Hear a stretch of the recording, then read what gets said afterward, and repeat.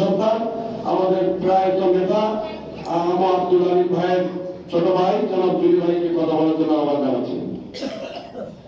বিসমিল্লাহির রহমানির রহিম। আজকের এই আলোচনা সভার সভাপতি,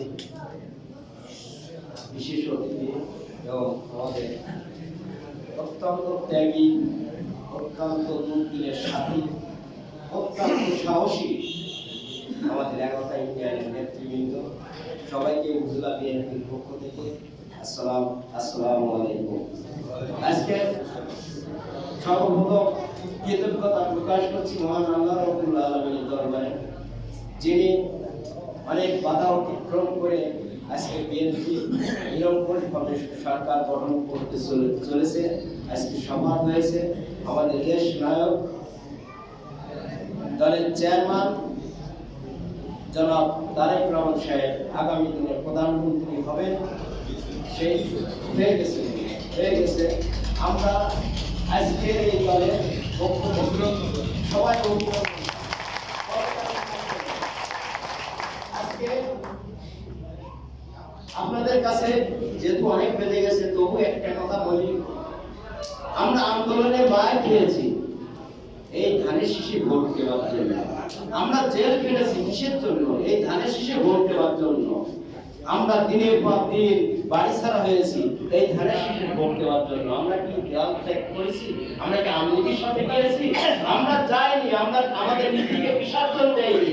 আমরা শুধু এই ধানের শীষ ভোট দেবো বলে, এই ধানের শীষকে প্রতিষ্ঠিত করার জন্য আমরা দীর্ঘদিন ধরে, আমার রাজনৈতিক বয়স 35 বছর, আমি বাগেরহাট মিউনিসিপালিটি থেকে স্বৈরাচার এরশাদ বিরোধী আন্দোলন থেকে শুরু করেছিলাম।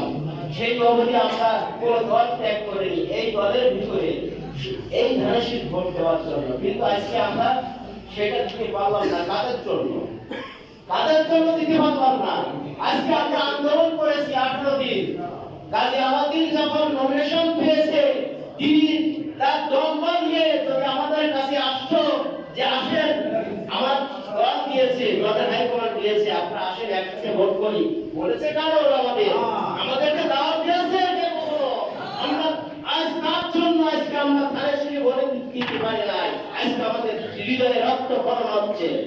আমরা যার জন্য আজকে ডাক্তার সাহেব তিনি 40টা বছর এই জনপদে সেবা করে আসছেন, সেই তাকে নিয়ে আমরা লড়াই করেছি।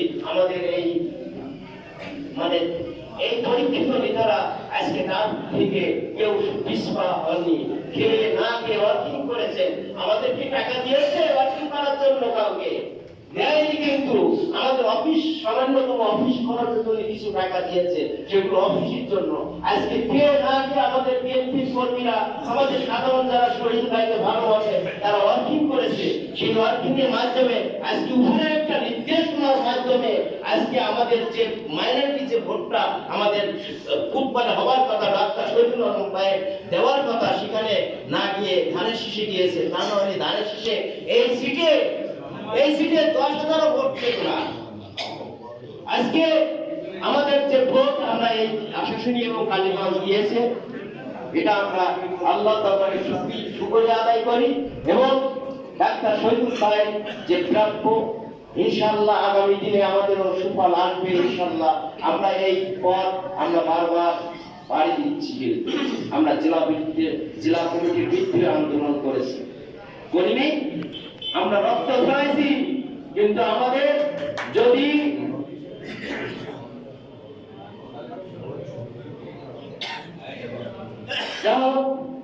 আমরা আন্দোলন করতে জানি, আমরা আন্দোলন করে এসেছি, দেখিয়ে দিয়েছি এবং আগামীতেও যদি আমাদের কোন কর্মী, আমাদের ডাক্তার শহীদুল আলম ভাইয়ের কর্মী, ভালোবাসার মানুষদের উপর, বিএনপির এই মানুষের ভোট পাওয়া নেতাদের উপর কেউ আক্রমণ করতে চায়, আমরা সবাই যৌথভাবে তার মোকাবেলা করবো ইনশাআল্লাহ।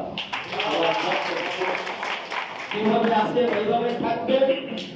একটু যেন আমরা অন্যায় না করি, আমরা কারোর উপর যেন অন্যায় না করি, কেউ যেন আমাদের উপর দোষ না চাপাতে পারে। তারপর যেটা আসবে সেটা আমরা যৌথভাবে ইনশাআল্লাহ মোকাবেলা করবো। আমরা বিএনপিতে আছি, বিএনপিতেই থাকবো। আমরা সবাইকে ধন্যবাদ জানিয়ে আমার বক্তব্য শেষ করছি। জনাব